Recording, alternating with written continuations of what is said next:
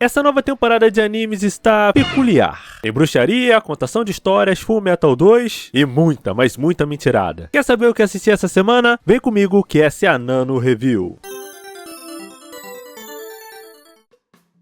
Olá pessoas, aqui é o Nest, espero que vocês estejam muito bem. E antes de tudo, ok, eu prometi que ia fazer o vídeo de Frieren, só que ele ainda vai demorar mais um pouquinho, tá? Vou estar lançando ele no sábado. Enquanto isso, eu já queria estrear esse novo formato de vídeo, onde eu analiso alguns animes de temporada que eu tô assistindo, um episódio de cada vez. Dar as minhas impressões e recomendações, caso você esteja na dúvida do que assistir nessa temporada. E os animes analisados hoje vão ser Akane Banashi, Yomi no Tsugai, Liar Game e Atelier of Witch Hat. Eu escolhi esses 4 porque são as principais apostas dessa temporada e também porque eu não tô com saco pra ver continuação. Re:Zero tá na 4ª temporada e eu não quero voltar pra esse anime tão cedo. Não é nem porque eu não gosto, eu só não tô com saco mesmo. Então vamos logo para o primeiro anime, logo Yomi no Tsugai. E esse anime em especial eu tava muito ansioso pra assistir, porque ele é de um mangá da autora de Fullmetal Alchemist e também de Dinossage, que Dinossage é legal também, né, gente? E eu tenho que dizer, esse primeiro episódio me deixou dividido.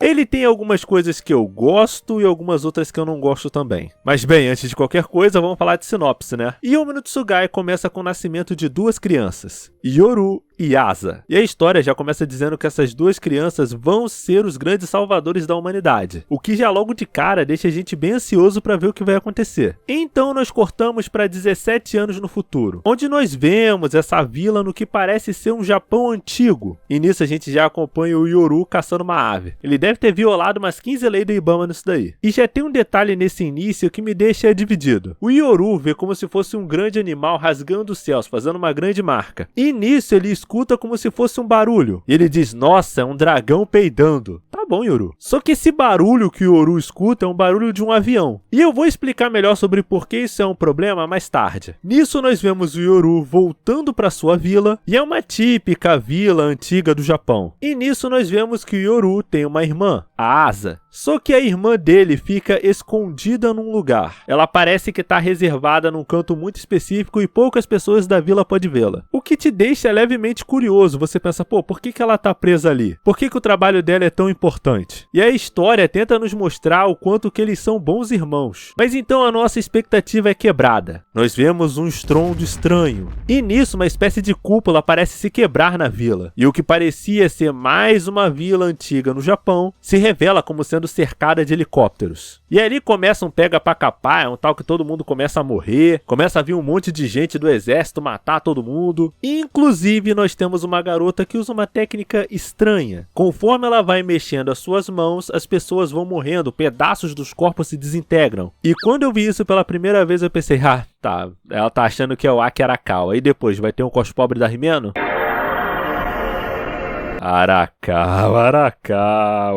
Brincadeiras à parte, esse meio da história é bem interessante. É uma coisa que já te deixa ansioso pelo que vai acontecer. É algo que deveria ser uma quebra de expectativa. Só que nesse caso isso não me pegou. No momento em que nós vemos que o Yoru ouviu um barulho de um helicóptero, parte da graça, pelo menos pra mim, se quebrou. E a história quase avisando pra gente que aquela vila na verdade tá no Japão moderno. E aí o caos continua, é gente morrendo dentro da vila. E nisso o Yoru e o amigo dele ficam em pânico. Eles querem saber como tá a família dele, como tá a mãe dele, como tá a irmã do Yoru.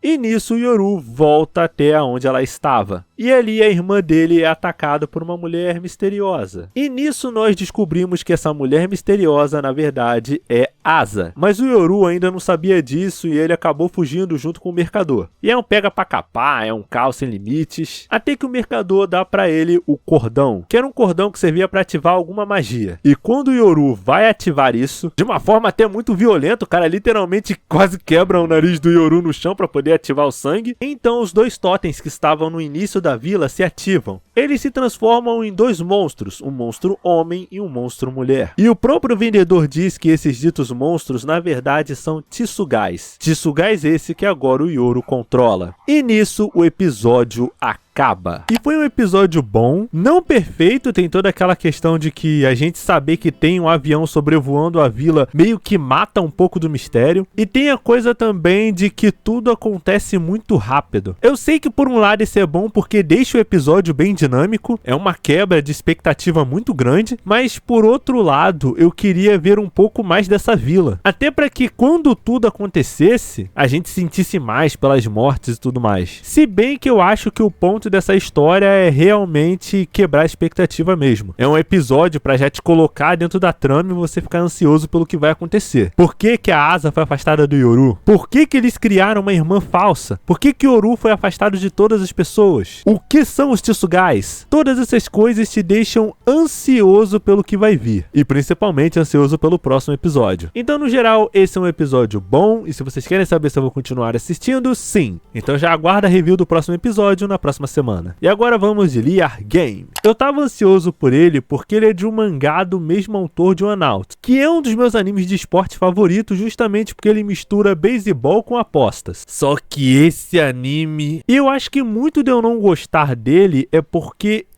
a direção dele é muito xoxa. É uma coisa simples, sem personalidade, parece um pão dormido. E é isso em todos os sentidos, nos enquadramentos, no traço dos personagens. É um negócio mega simples. Mas e o enredo? Será que salva? Você já vai descobrir, mas antes, se você chegou até aqui, cara, não esquece de se inscrever, curtir, comentar e inclusive falar algum outro anime que você quer que eu comente dessa temporada. E também considera seguir a gente no Instagram e TikTok. Lá lançamos vídeos curtos exclusivos. Voltando. Tá, e qual é o enredo de Liar Game afinal? Bom, nós temos essa personagem que é a Nao, portanto que ela é conhecida como Nao honesta pra burro. Tá mais pra Nao burra. E cara, como eu não gosto dessa personagem. Porque além dela ser certinha a nível de ser irritante, ela não tem sal nenhum. E nisso ela é sorteada para participar do Liar Game. E aí chega por Sedex pra ela uma maleta gigante cheia de grana. Nessa primeira rodada ela vai disputar com uma outra pessoa. E quem roubar o dinheiro do outro ganha. Se uma das pessoas ficar completamente zerada, a pessoa vai adquirir uma dívida que ela não vai conseguir pagar. E aí já entra num outro problema. Quem garante que isso é um jogo de verdade? Quem garante que eles não poderiam ir apenas pra polícia? Que canal tinha que aceitar esses termos? E outra coisa, ela não poderia só pegar uma parte desse dinheiro e fugir, forjar uma nova identidade e morar em qualquer outro lugar? Tipo, sei lá, na Tailândia ou em Osasco? E a história responde todas essas perguntas com: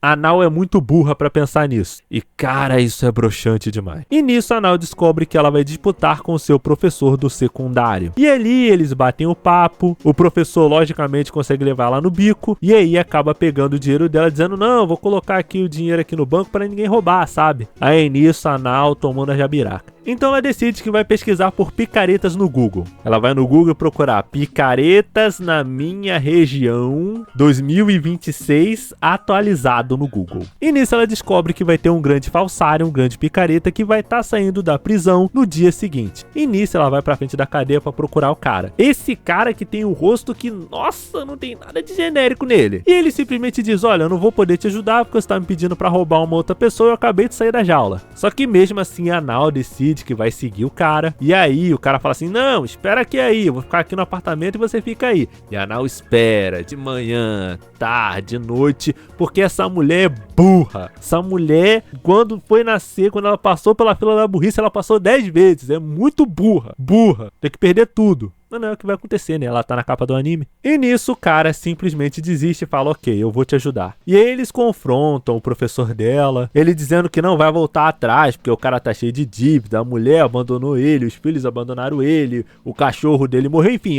a vida do cara tá triste e ele vai ferrar a Nao porque ele não quer saber. E nisso o outro protagonista, que de novo eu não vou lembrar o nome, diz: não, pode pá que agora a gente vai fazer isso aí e vai tomar o dinheiro desse cara. E aí o episódio simplesmente acaba. E assim, todo o ritmo desse episódio, a direção, é tudo anticlimático, é tudo muito chato. E assim, eu tava esperando muito desse anime, porque ele é do mesmo autor de One Out. Só que eu tenho que dizer, né, o estúdio que animou One Out é um estúdio muito bom.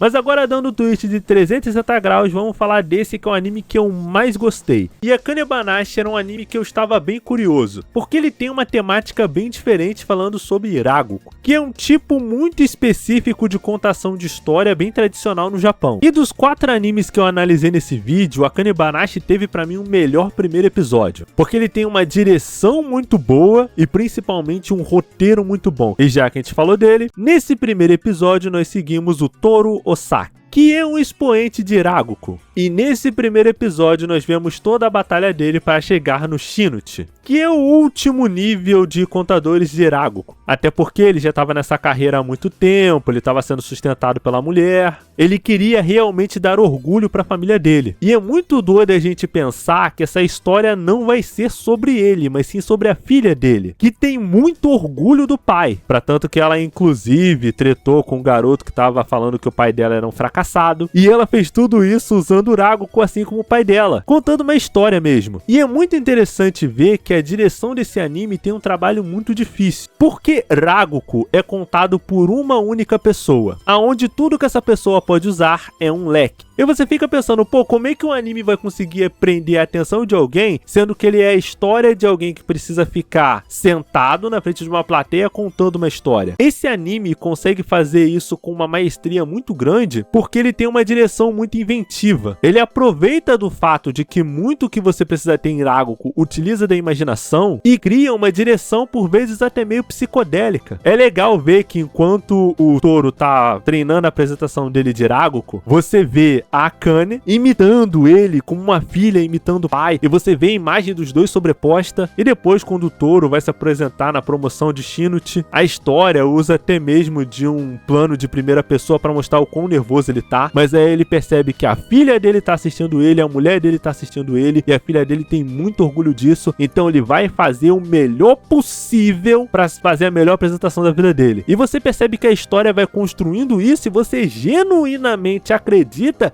que ele vai conseguir. Só que a história puxa você pelo tapete, porque o cara que ia dar o título de Shinichi para quem vencesse aquela disputa, acabou expulsando todos os participantes da escola de Iraguko. Ou seja, o sonho do Toru acabou. Então, durante todo esse tempo, não era uma história do Toru, mas sim uma história de prólogo da Akane. Ou seja, a história conseguiu fazer a personagem ser gostável, ao mesmo tempo que dá para ela um objetivo muito palpável, que é dela chegar no topo do mundo de Iraguko, porque ela realmente ama o que o pai dela fazia, é um objetivo muito humano. E esse primeiro episódio, cara, é incrível, com uma direção e enredo muito bons. E já que a gente tá falando de direção e enredo muito bons, vamos falar do que talvez é o queridinho dessa temporada, que é Atelier of Witch Hat. E Atelier of Witch Hat era a estreia mais esperada dessa temporada. Isso porque o mangá não só tem um traço lindíssimo, como tem uma história bem interessante, abordando o mundo de bruxos e magos sobre uma outra perspectiva. E eu tenho que admitir que esse anime não decepcionou. Ele tá fazendo o possível para transmitir um nível de arte, o estilo de arte do mangá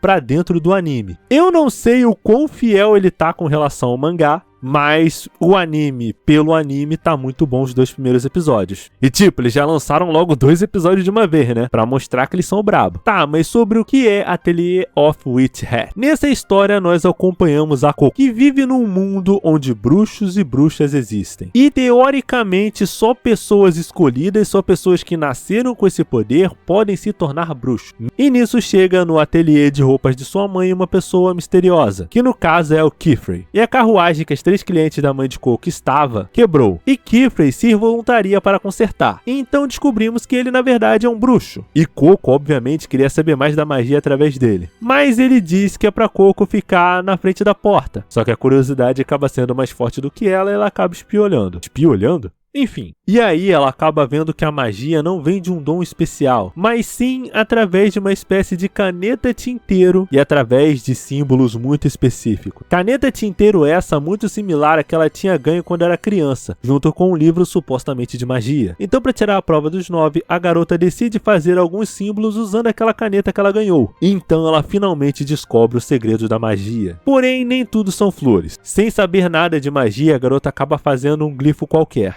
Glifo esse que acaba transformando toda a casa dela num grande pedra de granito, congelando inclusive a mãe dela. Kifrey chega a tempo e consegue salvar pelo menos a garota. já que ele não estava ali por um motivo qualquer. Ele tinha visitado aquela localidade por causa de uma pista, envolvendo justamente a pessoa que deu o livro e a caneta mágica para Coco. Então ele não poderia simplesmente apagar a memória da garota. Então eles fazem um acordo. Kiefer vai ensinar magia para Coco para arranjar uma forma de salvar a sua mãe, e a garota vai ajudá-lo a encontrar a quem ele está procurando. E nisso, a história de Atelier of Witch Hat começa. E por enquanto eu só vou analisar o primeiro episódio, porque eu não sou bobo, né? Você vai saber sobre o episódio 2 no próximo vídeo. Não importa que tenha lançado os dois de uma vez. E esse primeiro episódio é bom, mas não tão bom como Akane Banashi. Não sei se é porque eu já li o mangá, então já sabia mais ou menos o que ia acontecer. Mas mesmo que eu não tivesse lido, parecia muito óbvio que iria acontecer alguma coisa com a mãe da Coco. Até porque a gente precisava de alguma grande motivação para ela virar uma bruxa. Então, de certo modo, é até previsível o que acontece. O que não é exatamente um problema quando é bem executado, como foi esse caso. Além disso, um dos apelos desse anime não vai ser agora, porque Atelier of Witch Hat, pelo menos até onde eu me lembro, ele é uma história que fala muito sobre conhecimento, sobre o poder que o conhecimento tem e todos os riscos inerentes em você ter certos conhecimentos. Até porque a magia, ela é um segredo mantido a 7 chaves. Então ele vai entrar nesses pormenores, mas depois, não agora. Mas para além disso, o anime tem uma direção incrível. Ele te passa a impressão de não só ser um mundo mágico, como ser um mundo mágico de um livro. Sabe, como quando eles vão fazer os flashbacks, é tudo como se fosse um livro abrindo com vários encartes. Sobre como ele tem esse traço que eu não sei como falar, talvez um traço envelhecido eu poderia dizer, que é uma coisa que vem direto do mangá. Então eu gostei muito de como o anime conseguiu transmitir toda essa vibe, toda essa estética que torna o mangá tão bom. Então Atelier of Witch Hat vai ser com certeza um anime que eu vou continuar analisando. Então vamos agora ao saldo geral desses 4 animes. Yomi no Tsugai eu achei um episódio bom, apesar de ter alguns problemas, então ele rende ali um sólido nota 7,5 e eu vou continuar assistindo. Liar Game eu fiquei muito decepcionado, a história é muito genérica, a direção, os personagens é tudo muito simples, muito seco e sem qualquer personalidade. Então aí um nota 4 e talvez eu vá assistir o próximo episódio. Akane Banashi eu simplesmente adorei, os personagens são incríveis, a direção é muito inventiva e eu tô realmente ansioso para ver como a Akane vai lidar com esse mundo do Ragoku. Então recebe aí um 8,5 e com certeza eu vou continuar. E Atelier of Witch Hat, como eu já disse antes, ele conseguiu transmitir o traço do mangá, ao mesmo tempo que conta uma história que não é nenhuma novidade, mas que é muito sólido, além de que a Coco é muito carismática. Então ele vai receber aí um sólido 7,9. Ah, você vai dar nota quebrada também? Sim. É isso, o canal é meu, dou as notas do jeito que quiser. Então eu acredito que é isso, eu agradeço a você que está vendo esse vídeo de manhã, de tarde à noite. Lembrando que no sábado vai ter o vídeo sobre Frieren e Naruto e por que eles fizeram os melhores arcos de exame. Então realmente considere se inscrever. E também considere assistir os outros vídeos, vai estar uma playlist e um vídeo sugerido aqui no final. Eu realmente agradeço a você que está vendo esse vídeo de manhã, de tarde à noite. Aqui é o Nash, tenha uma vida longa e próspera. Até a próxima!